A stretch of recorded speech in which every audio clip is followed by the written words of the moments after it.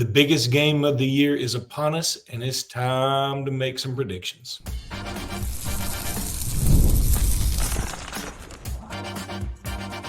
You are Locked On Bama, your daily podcast on the Alabama Crimson Tide. Part of the Locked On Podcast Network, your team every day. Hey, everybody. Welcome back into Locked On Bama. Luke Robinson with the AHSA Radio Network. That's me. Jimmy Stein with Bama Online. That's him. Want to thank all you everydayers and all you newbies. You're all welcome. Also, want to thank FanDuel for being the sponsor of this particular program and making us your first listen every single day, unless we post it 8 o'clock at night, which we kind of know that we weren't your first listen then. But that's okay. Jimmy, the game is upon us. We're going to get into the Alabama-Georgia predictions in the second segment here. But let's talk a little bit about some players who may surprise first. Who could be an unsung hero in this game? Obviously, the easy answers for who's important is Jalen Milroe and Carson Beck and Ryan Williams and, any number of Georgia defenders. But who do you think that maybe people aren't talking about enough could make a difference, especially for Alabama?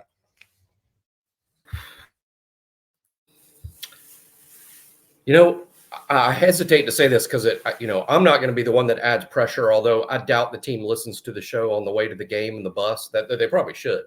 But so Carson Nicholson, close your eyes when you or close your ears when when you hear this. But he's been such a almost is he on the team or is he not? I mean, the Lou Groza Award winner last year in college football has attempted one field goal in 3 full games. That's crazy that he's barely been used. And then the one time we used him, he missed Wisconsin. It was a longer kick and there was a little bit of a breeze, and I'm making excuses. I'm sure the kid thinks he should have made the kick and we think he should have too. But the point is, Luke, I'm not saying the game's going to come down to, 2 seconds left, Carson Nicholson, Graham Nicholson. I know somebody named Carson. Graham Nicholson lines up to make the kick at the end. I'm not saying it's going to come down to that. I'm just saying Alabama will need field goals in this game. There is no question in my mind they will need probably more than one, and Graham's got to come through. I would also say the same thing. If we were Locked On Bulldogs this morning, I would say the same thing about their kicker. I think it's Peyton Woodring. Weird I get their kicker's name right. Well, he was committed to Alabama at one time too. Maybe that's why I know him so well. But Peyton Woodring, their kicker, who's a good kicker, is a good player, no doubt. He's going to have to make kicks also. I'll say this. What about this for a bold prediction? Either Nicholson for Alabama or Woodring for Georgia will miss a kick that ends up being the mathematical difference in the game. Ooh. Okay. Yeah, that's big, isn't it? I don't like it. It gives me kicker PTSD when you say things like that. I hesitated to say it because that's such a big thing to say, but it occurred to me in the last day or two as I was thinking through scores and thinking through a prediction for the show. It occurred to me that field goals are going to be big. Both teams are too good. They will both get red zone stops. Georgia will get red zone stops. Alabama will get red zone stops, forcing kicks. Our guys 0 for 1 in 3 games. That's crazy, especially considering you won the Lou Groza a year ago kicking for Miami, Ohio. Of course, Georgia's kicker's back. I think Peyton Woodring was their kicker last year. Again, both are good. Both are good kickers, but the pressure is huge. The stage is big. One kicker or the other misses at some point in the game, and the game is ultimately decided by 3 points or less. Speaking of kickers' influence in games between Alabama and Georgia, a shout out to Andy Papanastos, who may be off the hook for the worst kick in a clutch situation, thanks to Vandy's kicker last week, who shanked the absolute TT out of that thing. For one reason, I was very aware of Vanderbilt's game against Missouri, but I missed that somehow. Well, the kick was to send the game into a second overtime, I think, or a third overtime. It may have been second overtime. I can't remember. No, it'd be a third overtime. And he missed the kick. I missed that. Oh, he missed it. he's like, I'm glad somebody missed it. I don't know. McAfee's, McAfee has his giveaway on game day, and there was a kid about 2 weeks ago that had the worst attempt for a kick I've ever seen in my life with $100,000 or something on the line. It was the worst. Charlie Brown, when he gets the ball pulled away by Lucy and he flies up in the air and lands on his back, that's more noble than what this kid did on live game day. Well, let me say this. My unsung hero, and I'm having a hard time choosing, I think it'll be a receiver not named Ryan Williams. And that includes tight ends. If it's Cuevas, it's Cuevas. If it's Kobe Prentice, it's Kobe Prentice. If it's Kendrick Law, it's Kendrick Law. If it's Caleb Odom, who makes a red zone jump ball play. I don't think Jeremy Bernard should count. Jeremy, you don't think he should? No, I don't think he should count. What I mean is, I think it's expected that Jeremy Bernard makes a big play or two. I think now he's moved into the realm of, like Ryan, he's expected to make big plays. I'd agree with you that Kobe, K-Law, and E-Man, they're more manual. They're starters, first-team guys, but more secondary in terms of the playmaking. I'm going to request again at Mr. Henderson's family that you refrain from calling him E-Man. I literally have met him. So does that mean we're pals? Yes, and that even just solidified my point. He said he's met you and he would prefer you call him Emmanuel. That's fair. But yeah, I think he could be something good here. I mean, look, it's going to take somebody like that because, see, they're going to concentrate on him. You think Georgia's sitting around going, we're going to let the youngest player in college football beat us? And I love Ryan Williams, but Georgia's going to focus on him, okay? That doesn't mean he won't make any plays because he will, because this is a Ryan Williams podcast. But then, okay, so the second receiver is probably Jeremy Bernard, even though this last game against Wisconsin is the first game that he really broke out. So then what's next? I think it's Kobe Prentice, who had a nice play against Georgia last year. He didn't make a huge difference in that game, but he had a big play. Is it Kendrick Law, who, technically we're still waiting on his breakout moment? Is it Emmanuel Henderson, who really drew the compliments from his effort in getting a first down against Wisconsin, but then we didn't really hear from him anymore? Is it Caleb Odom, who's played some but hadn't played a lot, and he's from Georgia, and he is the tallest receiver we have? Is it Cuevas? Is it somebody like that? Is it Dupree? I don't know, but it's going to have to be somebody. One of those dudes is going to have to make a play to get Alabama a victory here. We just can't rely on Ryan Williams being Ryan Williams all the time when Ryan Williams is going to be triple teamed probably by one of the best defenses in the country. Until you just said it, it hadn't occurred to me really, Luke, especially for Georgia, and I'm sure the other teams have too.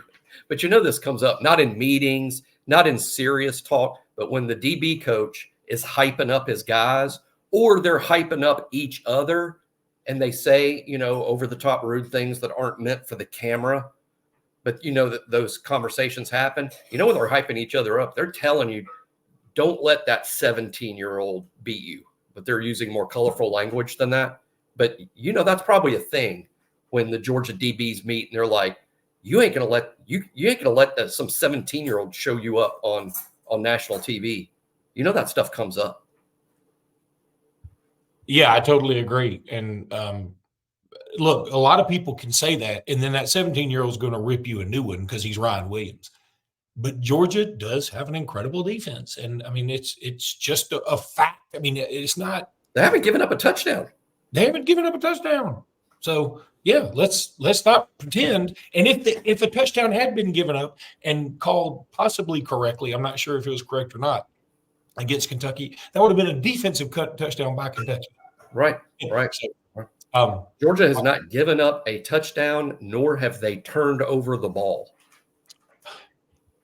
I'm going to predict both those things change Saturday night. They have to. They have to. We don't produce any turnovers and don't score. It's going to be a problem. We won't take any calls on our show next week. Graham Nicholson's going to get tennis knee if we kick all those field goals. All right. I'm going to tell you guys about our wonderful sponsor here as soon as I pull it up, and that's FanDuel. I love FanDuel. I know you love FanDuel. We all love FanDuel. And FanDuel is going to be bussing. That's what the kids say. Bussing Saturday night. But it's also going to be bussing on a Sunday. Hey, NFL fans, you can start the season with a big return on FanDuel, America's #1 sportsbook. So when you get a hunch in the middle of the game and it's not gas, you can check out the latest stats, view live play-by-play, and so much more on the same page where you place your bets. You'll get started with $200 in bonus bets. That's guaranteed when you place your first $5 bet. That's only at FanDuel.com, which, of course, as you know, is America's #1 sportsbook. Now I want to tell you about Academy. Look, this is going to be something Jimmy and I are going to be doing live the weekend of October 11th. We don't know if it's going to be Friday or that Saturday. We'll let you know, but we want you to come by and see us because it's almost time, Birmingham. Your new Academy Sports and Outdoor store is opening on Monday, October 7th. That's at 4610 US Highway 280. Come be one of the first to see the new store with the best in sports equipment and outdoor gear and clothing and shoes, all at low prices. They got all the brands you want, like Nike and Stanley and Brooks and Carhartt and Blackstone and Yeti. Don't miss our grand opening celebration, which can be Friday, October 11th through Sunday, October 13th. Jimmy and I will be doing a show live either that Friday or that Sunday. We want you to come out and see us. Plus, shop grand opening deals Thursday through Sunday. In the meantime, check us out at academy.com with free shipping on purchases over $25. Join the fun at your newest Academy Sports and Outdoor store in Birmingham. You're going to love this, and I'm going to love it, and I'm going to love seeing you when you come out and see us. That's what I'm talking about. Come see us at Academy.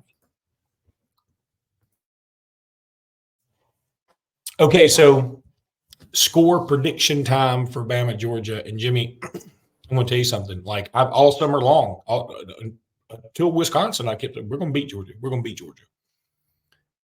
I'm more worried about it now than I have been. And I'm more worried about it because I thought when I was saying we're going to beat Georgia, I thought I was out on a limb by myself. I was King Lear on the Heath with my soliloquy. I was like, yes, we're going to beat Georgia. And I'm standing alone in the midst of all this. Direct Shakespeare reference? I did. That's amazing, right? We've been doing this show for a long time. I consider that a top 5 surprise. I can tell you it's impressive. To you. But, I did go to Indian Springs School. Now, I graduated 42nd out of 49, and one of those 49 died. But it's still a good school, and I just happened to not be very smart at that good school. So I was going to pick up some stuff through osmosis, like osmosis. But anyway, I thought I was standing alone. Like all this hype, Georgia hype, was blowing right into my face. And I was standing in there tough, like just right in the middle. I was like in the Florida Keys during Helene, just standing there going, Bama's going to win. Well, now more people are saying Bama's going to win, and it scares me. I don't know why. I should be happy that people are joining up in my crew saying that Bama's going to win this game, but I'm nervous. That said, Jimmy, I think this is a game, and I made this prediction yesterday on the crossover. It wasn't a crossover.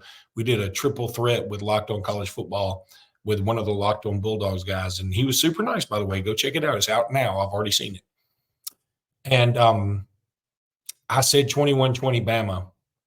I'm changing my score to 27-24, which is, I think, the exact score of last year's SEC title game. 27-24 Bama, and Milroe makes his case for the Heisman. I feel like either I need to back off my prediction because everybody's joining in on the Bama wins it thing, or I need to take it a step further and say Milroe makes his Heisman case. So I'm taking it a step further. Bama 27-24. Like you, my thoughts on the game have changed over the summer and fall. I would have said in the spring and summer that I was going to pick Georgia to win this game, simply because I think Georgia's got a top 2 or top 3 team, a top 2, top 3 roster. The revenge factor. Saban's gone, which might mentally help them. They can talk themselves into believing they had a Nick Saban problem and not an Alabama problem. So I've been leaning to picking Georgia, But then the game started, and we've gotten a good look at Alabama under DeBoer. I see comfort with the scheme. I don't see a lot of confusion. I see a confident football team.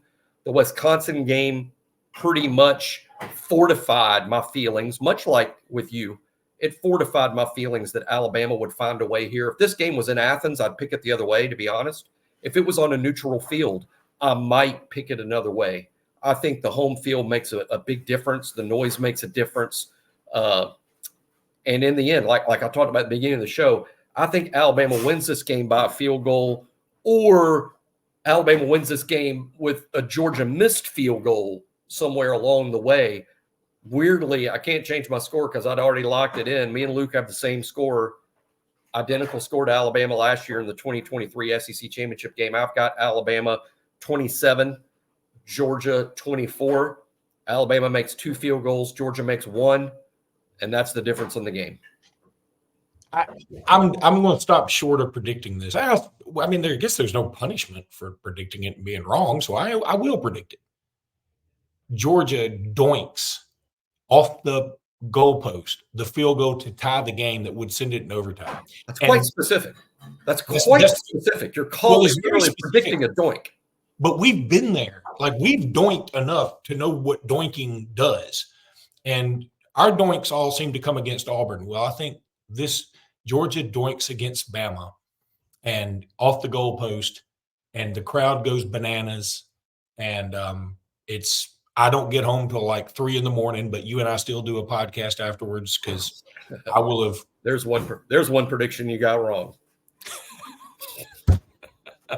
The doink is more likely to happen. The doink is more likely to happen. Wait a minute. If 3 a.m. podcast, I'm old.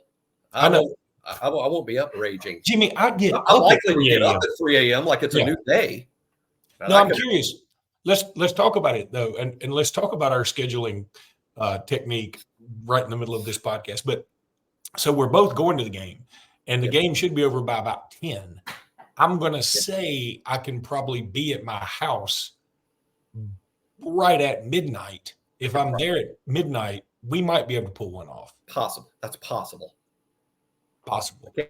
If it's a win, I think we have to. If it's a loss, I think we can sleep on it.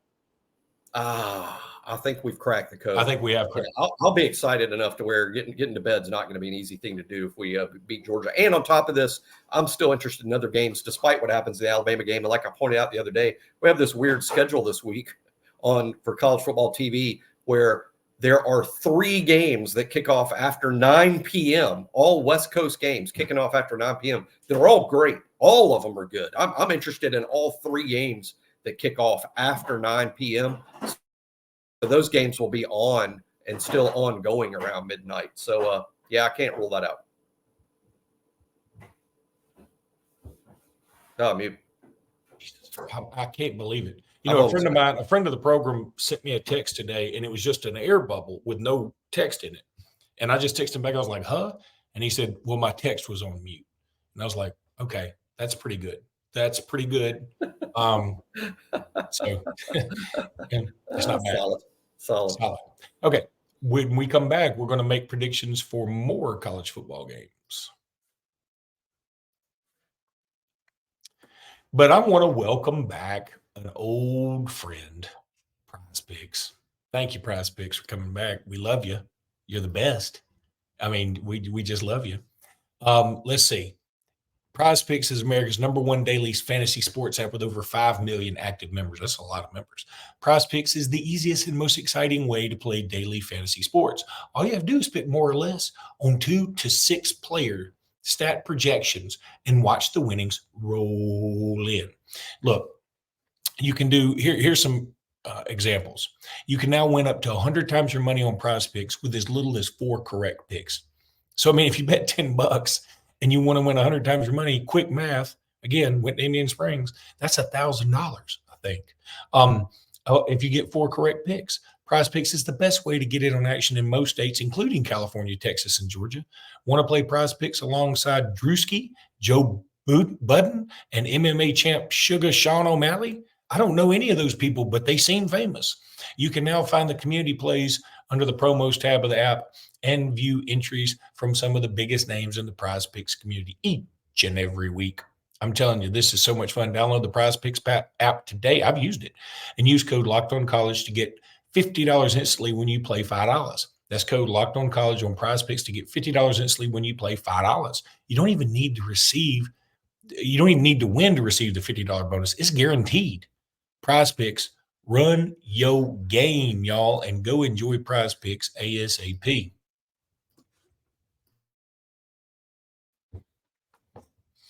All right, Jimmy, let's start with, it's outside of Bama, Georgia. I mean, there's some decent games. There's some good games, but Bama, Georgia sort of is so big, it overshadows anything else there is, right? Doesn't it? I mean, I got a game I'm going to watch at 11 and a game that I'm going to watch at 2:30, and I'm still sort of uninterested because I'm just so focused on Alabama, Georgia that day. I'm just like, I know I'll have other games on TV, but no, I mean, Alabama, Georgia is going to suck up all the oxygen in the room. Just really quickly, one that I'm moderately interested in is Wisconsin at USC. Because Wisconsin's had a week off. USC comes back for a little bit dejected. USC, Barry Alexander also, opts out. Now, look, that's not the biggest news in the world, but it doesn't help. And it's NIL news to me. To me, I know he's saying about playing time or something, but to me, it's NIL. It's gotta be. Because that explains any sort of weird thing. One thing I'll say about, I don't think it cost them the Alabama game because we know what Alabama is, but this may be the game, maybe the only game all year. This may be the game where Wisconsin losing quarterback Tyler Van Dyke, who they lost to a season-ending injury in the Alabama game. I don't think Braden Locke goes into LA and wins. I think Wisconsin's going to have to learn how to call games around Locke and what he does best. And I don't think they'll have enough firepower here. And it's a bounce-back game from USC. I like USC, but that doesn't mean I don't think Wisconsin's good, nor do I think USC is great. But I just think it's lined up good for USC here. It is a little interesting. The line is the exact same as Bama at Wisconsin. And at the time, they had Tyler Van Dyke. Now they got a backup at USC, and the line is the exact same. I just thought that was a little interesting. That is interesting. Louisville, Notre Dame. I'm going to tell you, I kind of picked Louisville here. Do you know Riley Leonard just threw his first touchdown pass this past weekend? And you and I love us some Riley Leonard. He's from Fairhope. We love him, but he hadn't worked out really at Notre Dame. He got banged up in that, he kind of came into the season banged up a little bit, got banged up again, and Notre Dame's had issues around Riley. But I think this is a bust-out game. I'm going to go Notre Dame here. Keeping in mind, Louisville beat Notre Dame last year.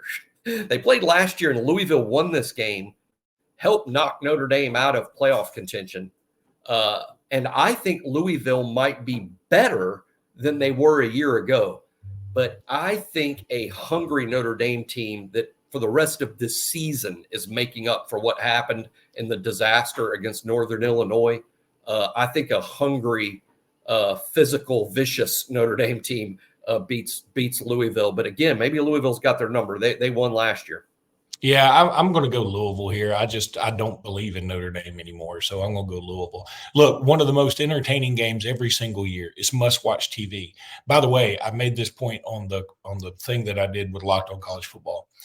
Bama Online did a great job of ranking Bama Georgia games, of recent, and like the blackout game, which was kind of awesome and got kind of dramatic towards the end, was like the 5th ranked game. But the number 3 game was the 2012 SEC title game. And that arguably was the best title game of all time until 2018 came around. Right. It brings up how many of these Alabama Georgia games have been classics, especially for us Alabama fans who have come out on top of so many of these classic games. But look, one thing I'll remind people about the blackout game, people that are, I know we have a lot of younger listeners, but people that are mine and Luke's age that have seen all these and prior. The blackout game was a Saban arrival game. You got to remember, we hadn't had all the success under Saban yet. The blackout game in 2008 sort of helped launch the Saban era. We weren't supposed to win that game at all. And we go into Athens and pretty much whip them. I think they came back in the second half to make the score closer than the game 45-30 was the final, I think. And I'll never forget the touchdown pass to true freshman Julio Jones, the Ryan Williams. Right before the half. But Ryan Williams was 1.5 years old that night. Boy, he was doing roll tide. That's pretty good. I guess he could talk. Anyway, all right. So he was probably quoting Shakespeare. He was quoting Shakespeare before you were. All right. So A&M and Arkansas, look, I do this every year. I pull for Arkansas, but I know A&M's going to win. I'm pulling for Arkansas. I really am. Don't let the Auburn win for you. Arkansas is fun on offense because Taylon Green is so explosive with his legs, but yeah. I don't think they have the horses. I think A&M wins this game with Connor Wigman. A&M would win this game with Marcel Reed. I don't even know who A&M's quarterback is, and it doesn't matter. I think A&M is 10 points better than Arkansas. That's probably true. All right, and we'll wrap it up. I mean, I know there's some other games. Well, Auburn, Oklahoma. Yeah, we'll wrap it up with Auburn, Oklahoma. Oh, yeah. And look, this game is big. It's kind of funny to me. I mean, Naheem Alford apparently is going to that game versus going to the Bama, Georgia. I don't even know. I mean, I guess Bama and Alford just like no shot at all, which whatever. Okay. But I just find it interesting that like Alford wouldn't be like, hey, I'll give you a sniff. I just want to come see this game, just for the free ticket, but whatever. But Oklahoma, Auburn, this game is massive for completely other reasons. I mean, it's almost like a little bit of relief for the winner, and the loser, man, it's going to be a long season. I agree. The loser of Auburn, Oklahoma is going to probably limp through the rest of the season. I've said Oklahoma all week. As the week has progressed, I've been thinking Auburn. This is a spot where Auburn historically bounces back. It's so Auburn for them to do something good when everyone in the world has given up on them. When everyone says, can we come to a universal agreement that Auburn's terrible? Then they do something like beat Oklahoma. That sounds very Auburnish, but I'm going to go back to how I usually predict these games. Not that I have some incredible track record doing such, but this is how I predict them. Who's got the most good players? Oklahoma. Oklahoma has more good football players than Auburn's got, and I think that's the reason that Oklahoma ultimately wins this game. And by the way, this Oklahoma defense is pretty good. That Bowens kid at DB is fantastic, and Danny Stutzman is weird to me, but he's a heck of a player. He's a Bosworth light, a mini-me Bosworth. But, yeah, Oklahoma is just too good for Auburn. They win in a low-scoring game that has people flipping the channel.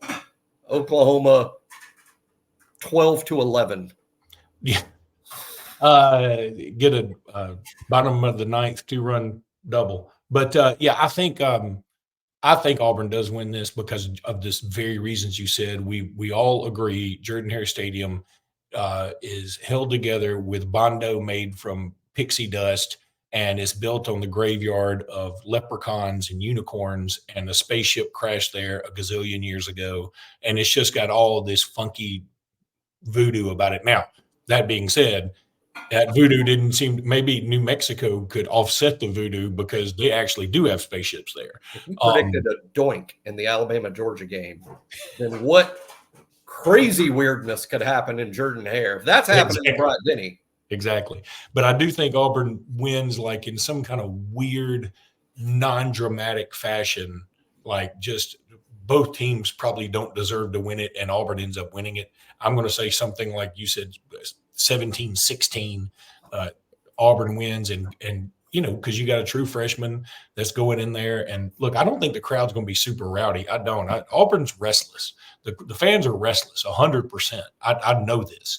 And but I think that he gets a win, Hugh Freeze does, and he needs it because the next week he's going to Georgia, and then after that they go to Missouri and go to Kentucky. It's going to be a problem. So how about the scenario where Auburn is ahead by 2 late, and then with almost no time on the clock, that freshman quarterback that Oklahoma is going to start, Michael Hawkins, I think his name is, Hawkins throws to a wide receiver that is so wide open because Auburn fell down or busted.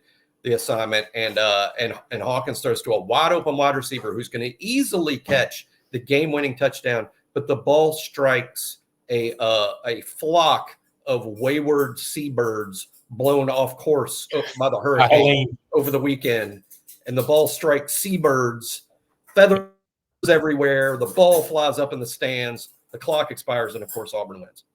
Auburn Jesus strikes again.